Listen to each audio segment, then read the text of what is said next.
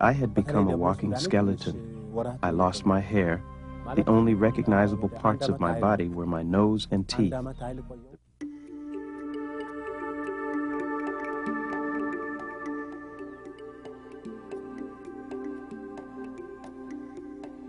As a little boy, Mohammed Amin grew up in the Juma province of Ethiopia.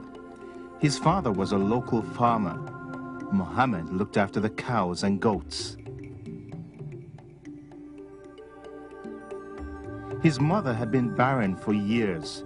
She had made a vow to God that if he would bless her with a son, he would become his servant all the days of his life.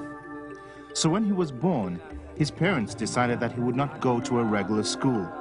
Instead, he would study the Quran and become an imam.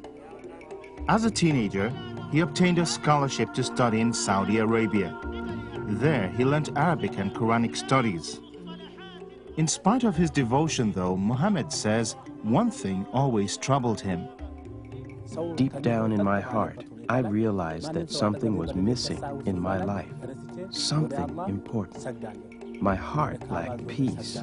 I was empty. 9 years later, fully trained as an Islamic scholar, Sheik Mohammed Amin returned to his native Ethiopia. He began to teach the Quran in one of the largest mosques in Juma. A couple of years later, he left Ethiopia again, this time for further studies in Sudan. But within a year, Mohammed returned to Ethiopia. Mysteriously, his health had begun to fail very quickly. Previously, I had a lot of weight. However, I had become a walking skeleton. I lost my hair. The only recognizable parts of my body were my nose and teeth. The rest of my body was wasting away. His family took him to the hospital, but all attempts by doctors to heal him failed. I was struck with painful boils and sores from the soles of my feet to the top of my head. I was in terrible pain.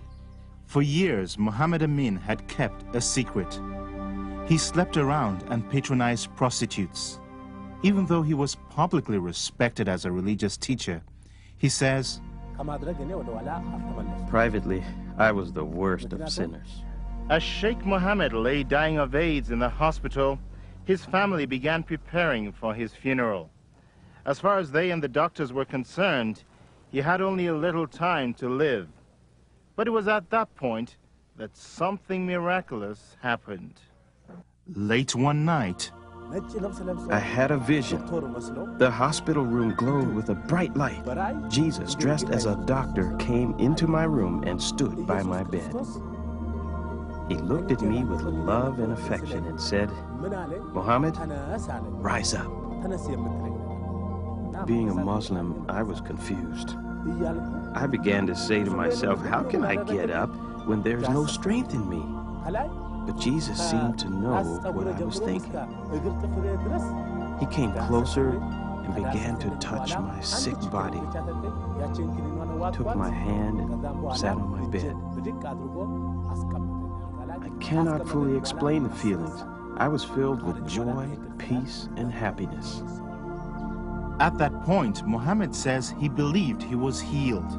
More importantly, he no longer believes Jesus is just a prophet. Instead, he says, now, I believe Jesus is the Son of God. I have also decided to follow him. Mohammed Amin had been bedridden for 4 months and 25 days. He says barely a week after Jesus appeared to him, he began to walk again. But that is not all.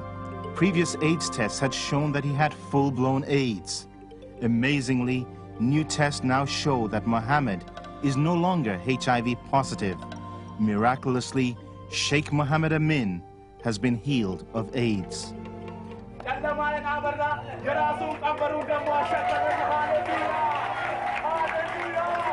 Now a full-time evangelist, he shares the love of Jesus and the miraculous story of his healing from AIDS in villages, towns, and churches all over Ethiopia.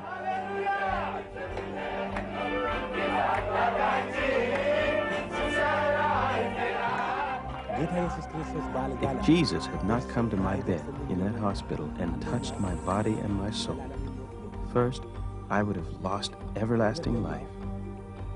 Secondly, I would have suffered for eternity. But he gave me physical healing, everlasting life, and peace that passes all understanding. ሶስተኛው ምድርና በዚች በምድር ላይ ሰላምና እረፍትን ሰጠኝ።